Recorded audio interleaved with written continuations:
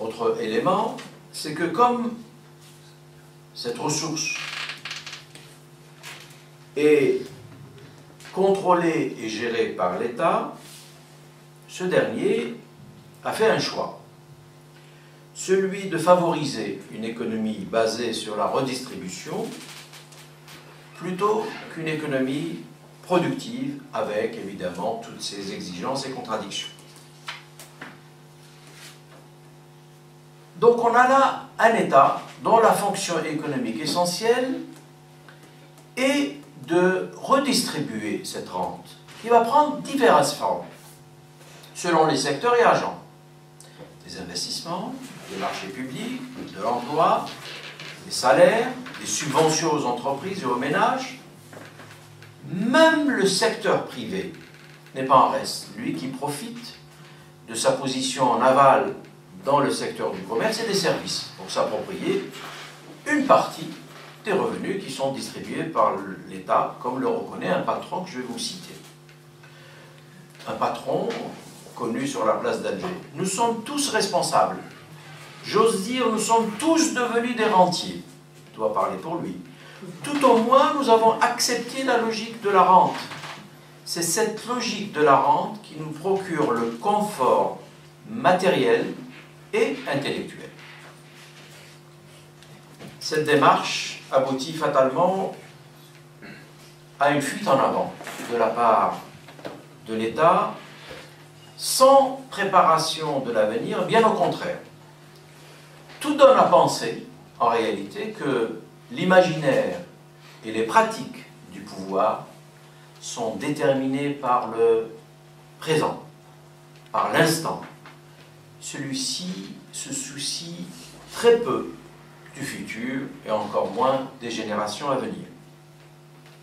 Pourquoi je dis cela? Parce qu'à l'évidence, il y a une dilapidation délibérée des ressources de la nation.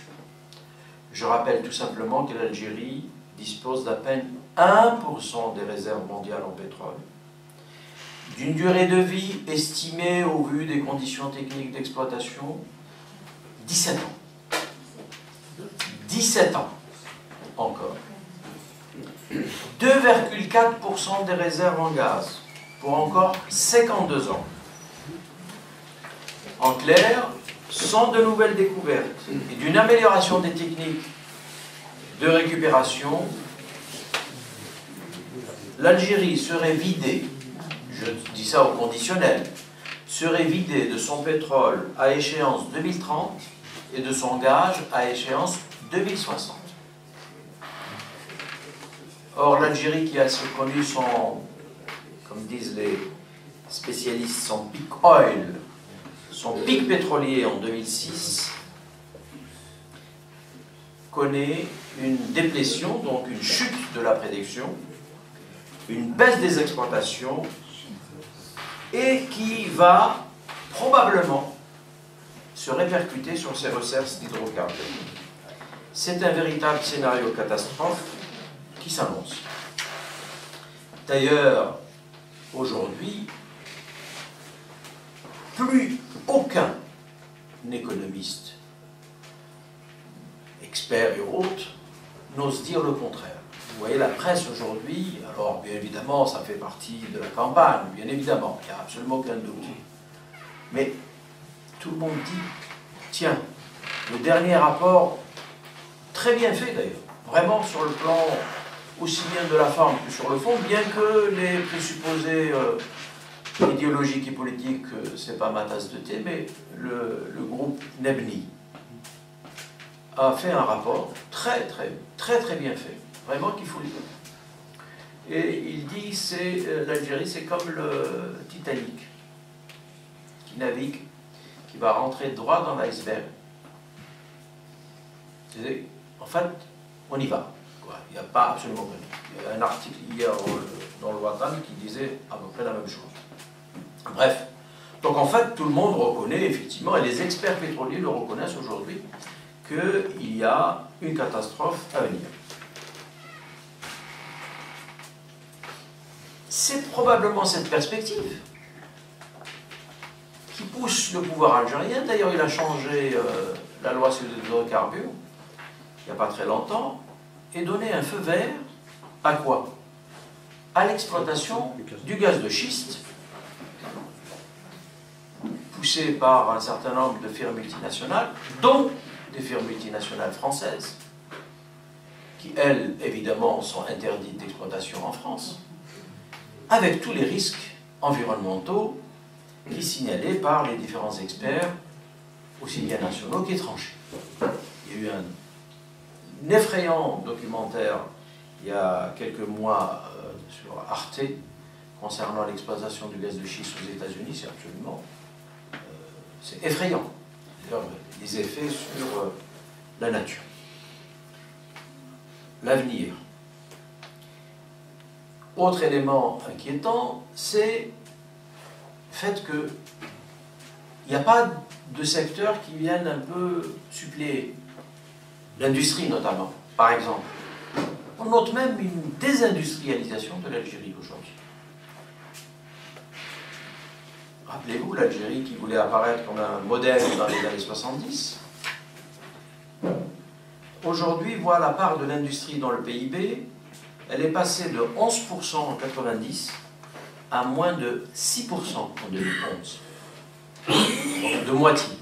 Donc la part du secteur industriel, donc du secteur manufacturier, passe de 11% en 90 à 6% en 2011.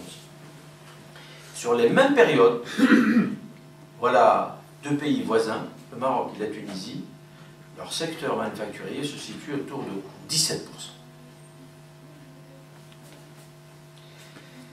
Même un secteur comme la pétrochimie, dont le programme initié dans les années 70 a été arrêté, puis abandonné dans les années 80-90,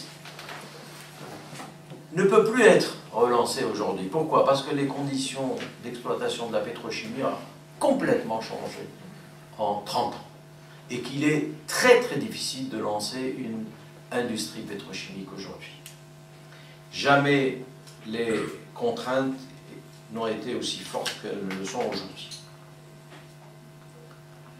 Et puis, un autre élément très important, c'est que l'Algérie cumule des dépendances externes de toute nature. Je viens de dire, concernant le pétrole, je rappelle juste une chose, c'est que le prix du pétrole est la variable déterminante de la politique économique de l'État. Chaque année, le budget, le programme des importations, le volume des différentes subventions sont calculés en fonction du prix du pétrole.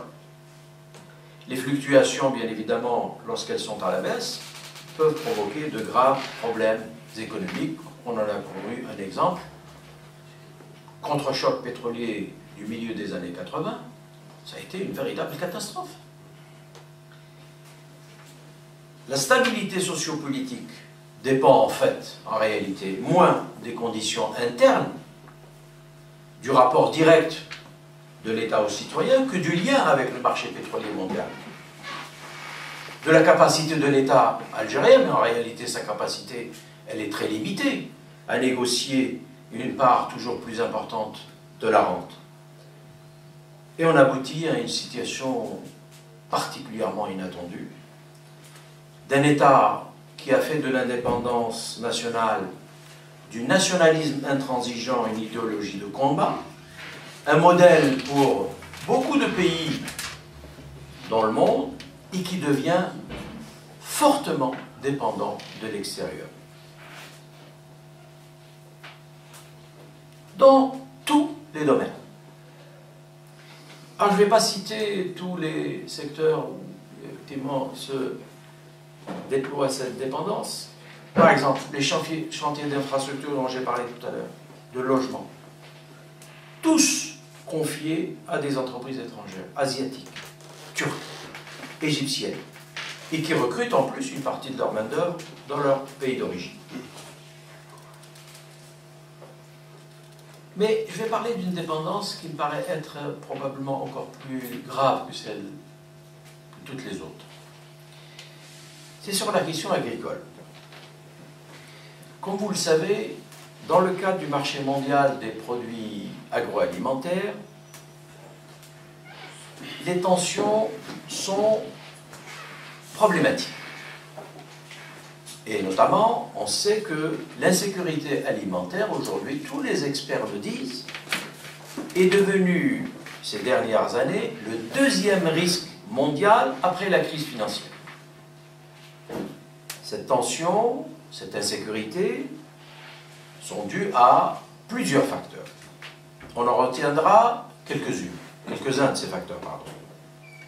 La nouvelle demande asiatique, bien sûr, en hausse considérable, sur tous les produits, y compris des produits où les Asiatiques n'étaient pas particulièrement friands. Une rigidité de l'offre des principaux producteurs exportateurs. Par exemple, l'Europe. L'Europe avec la PAC, qui fait preuve de malthusianisme et qui refuse véritablement de produire plus qu'il ne faut, puisque, effectivement, en Europe, pour des raisons propres à l'organisation européenne, on limite les productions. Et puis vous avez, dans les principaux pays, notamment, un pays comme le Brésil, un redéploiement des terres qui, à l'origine, étaient des terres agricoles, donc de la bouffe, de l'alimentation, vers les biocarburants. Une hausse des prix des carburants qui a fatalement des conséquences en matière de coûts de production agricole. Tous ces éléments montrent que, en fait, la situation agroalimentaire au niveau mondial est particulièrement problématique. Et l'Algérie dans tout cela. Moi, je ne vais pas revenir sur les années 70, sur l'abandon ou alors la marginalisation du secteur agricole par la politique d'industrialisation de Boumediene. Non, ça, on peut y revenir, mais bon, c'est quasiment du passé. Il y a bien un affichage, d'ailleurs, dans les années 2000, d'une politique agricole qui va bénéficier de sommes absolument colossales, avec comme objectif modernisation du secteur pour augmenter les rendements, limiter la dépendance alimentaire, améliorer les conditions de vie et de revenus des ménages des ruraux. Il y a bien une hausse de la production locale. On peut le vérifier. Mais cette hausse a peu d'incidence sur les importations. Notamment les importations de produits de base, céréales, lait, viande, fourrage, car le déficit dans ces produits en Algérie est abyssal. Et cette hausse, en fait, à vrai dire, elle est due principalement aux cultures maraîchères, à l'arboriculture fruitière, des cultures commerciales, à forte valeur commerciale, et qui ont accaparé les terres les plus fertiles et l'essentiel des moyens financiers et techniques engagés par l'État. Les rendements agricoles demeurent en Algérie parmi les plus faibles de la région méditerranéenne, avec des techniques similaires. N'allons pas très loin, comparons à la Tunisie et au Maroc. Le rendement de blé, quintaux par hectare, en moyenne, 6 quintaux à l'hectare en Algérie des années 70 jusqu'à la fin des années 90. Au Maroc, c'est ça passe de 10 à 15 quintaux à l'hectare. Et en Tunisie, de 9 à 12. Donc en fait, la Tunisie, dans les années 90, un multiple de 2, le rendement, et le Maroc, un multiple de 2,5. Avec des techniques similaires, et j'ajoute, les mêmes conditions matérielles, en tout cas la terre est la même.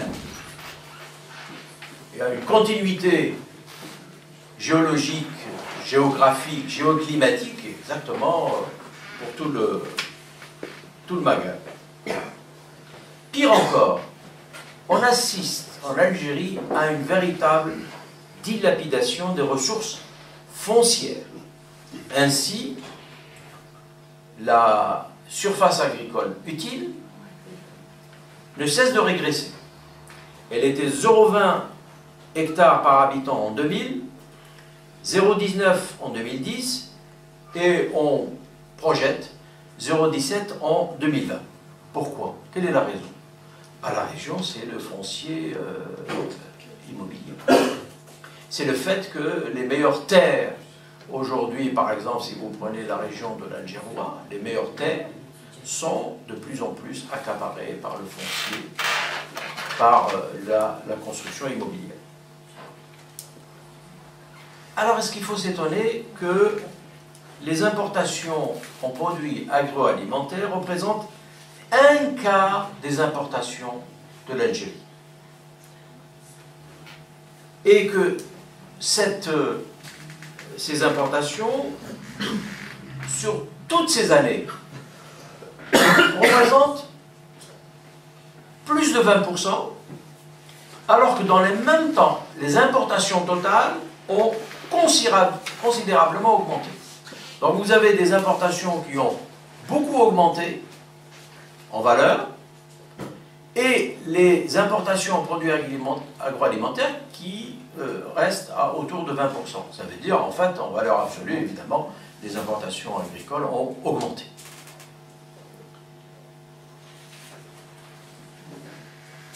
En dehors des hydrocarbures, l'Algérie n'a exporté vers l'Union européenne, par exemple, que 73 millions d'euros dattes, liège, quelques produits de la mer et ainsi de suite. J'ai lu ça et ça m'a vraiment frappé. La chaîne logistique qui accompagne les exportations. La chaîne logistique n'est pas du tout algérienne. Vous savez que l'Algérie exporte ses dattes en vrac. Et que aussi bien l'emballage que l'étiquetage est réalisé en France ou en Europe. C'est-à-dire que toute une chaîne de valeur qui est complètement out. Alors, là aussi, je vais vous citer, pour terminer sur cet aspect économique, toujours le même professeur Benachnou, mais là, c'était en 2005. En 2005, il devait être très proche, il n'était pas ministre, je ne me rappelle plus. Mais en tout cas, il était conseiller de Bouteflika. Il venait d'ailleurs de publier 2 livres qui sont passés inaperçus. J'ai pu avoir 2 livres, mais en réalité, ce sont des livres de propagande. En 2003 et 2004, les titres, ça vous donne une idée. Algérie, la modernisation maîtrisée. Deuxième titre, l'Algérie qui gagne. Qu'est-ce qu'il dit en 2005? On nous ment lorsqu'on nous dit que tout va bien. Non, tout ne va pas bien. Nous sommes un pays sous-développé du moment que nous dépendons des autres et des pluies. Voilà pour le tableau économique. Je peux encore parler? Oui, bien sûr. Vous voulez faire une pause? Non, pas du tout. Non, pas de pause. Là. Alors, j'en viens maintenant à la situation sociale. Je vais essayer d'être peut-être un peu plus rapide. Bien que la situation sociale... Alors, je m'interrogerai sur la persistance des inégalités, des injustices, dont j'ai dit dans le titre, qui menacent gravement la cohésion sociale et la cohésion nationale. Que dire du mécontentement généralisé que tous les Algériens connaissent? Généralisé et permanent. N'est-ce pas le révélateur d'une situation sociale particulièrement dégradée? Alors, l'Algérie est en bouillonnement permanent, ça tout le monde le sait. Contestation depuis plus de 10 ans. Chaque jour, des jeunes, des moins jeunes, manifestent dans différentes agglomérations, désespoir, revendications de travail, de logement, d'eau courante, ce qui atteste la dégradation de la situation économique et sociale et qui pousse les populations à sortir dans la rue. Ils vont crier leur colère sous forme d'émeutes, de saccages, d'incendies, d'édifices publics, de barrages de routes, de séquestration de responsables, etc. Ce mouvement de révolte généralisé, souvent violent, se caractérise fondamentalement par sa localisation, sa fragmentation et son isolement. Aucun parti, ni association, ni syndicat n'a pu ou su lui donner une quelconque cohérence d'ensemble. Quelle est la réponse du pouvoir? Donc, deux directions. Le pouvoir va répondre à ce mécontentement. D'abord, évidemment, comme tout pouvoir autoritaire, il va mobiliser son impressionnante armada de services de sécurité divers. D'ailleurs, des services de sécurité qui ont connu un développement des effectifs absolument incroyable. D'ailleurs, le pouvoir pourra dire peut-être à un moment donné, entre guillemets, merci tous ceux qui ont contribué à cette insécurité en Algérie. Je vise bien évidemment tous ces excités qui ont effectivement, à travers des actions particulièrement irresponsables, amené l'insécurité que nous avons connue. Donc les effectifs des services de sécurité ont littéralement explosé, avec l'importation de matériel hyper sophistiqué. La police algérienne, comme la gendarmerie, sont hyper équipés, avec des matériels dernier cri. Ça, c'est un aspect. Vous allez voir que le deuxième aspect est lié à celui-là aussi. Parce qu'avec la manne financière dont il dispose, le pouvoir va tenter de calmer la rue, on dit acheter la paix sociale, une pratique, un réflexe quasi systémique dans l'Algérie indépendante. Par exemple, juste à titre d'exemple, à la suite des émeutes de janvier 2011, dans plusieurs villes algériennes, ou à la suite d'une augmentation des prix de certains produits de base, l'État va maintenir les subventions étatiques. Les importations de produits alimentaires sur cette période vont atteindre des records. Il était question de régler par chèque toute transaction excédant 5 000 €, on l'abandonne. L'économie parallèle et l'évasion fiscale peuvent continuer à prospérer comme si de rien n'était.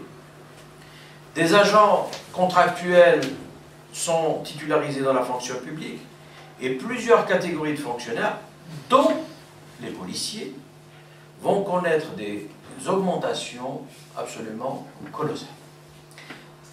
Avec, parfois, certains vont voir leur traitement doubler, voire tripler, avec un effet rétroactif sur 3 ans. Quand je vous disais tout à l'heure que les gens se sont retrouvés avec un pactole, ils ne savaient plus quoi en faire. Parce qu'avec l'effet rétroactif, ils se sont retrouvés avec 2 millions, 3 millions de dinars. Qu'est-ce qu'on fait avec 2 millions, 3 millions de dinars? Ben, on achète une voiture. Une dépense supplémentaire qui va faire exploser le déficit budgétaire de l'année 2011. Il passe de 3,9% en 2010 à 33,9% en 2011. Vous me direz, mais le déficit budgétaire, et c'est tout simple, on a un fonds de régulation des recettes, donc on pouvait aller piocher là-dedans pour combler. Alors, quel est le lien? Je vous disais qu'il y a un lien entre émeute et rente. Est-ce qu'avec les émeutes, on peut se poser la question, et cette idée, je la tire d'un penseur brillant, qu'a cité Mohamed la semaine dernière, Achille Mbembe, un historien camerounais. Achille Mbembe dit la chose suivante: est-ce qu'on n'est pas dans un lumpen radicalisme sans projet politique alternatif et émancipateur, dont la fonction n'est pas de transformer l'ordre existant, ou encore les rapports de classe, mais plutôt de faciliter l'inféodation de quelques exclus aux logiques d'accaparement, et notamment, dans le cas de l'Algérie, d'accaparement de la rente.